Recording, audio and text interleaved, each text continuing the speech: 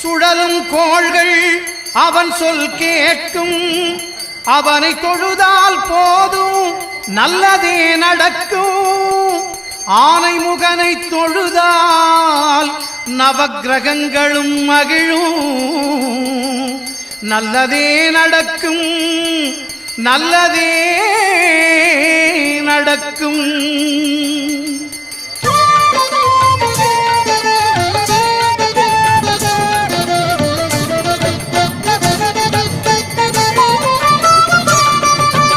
ஒன்பது கோளும் ஒன்றாய் காண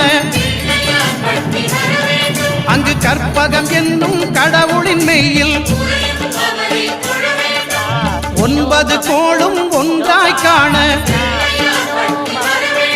அங்கு கற்பகம் என்னும் கடவுளின் மெய்யில். சூரியன்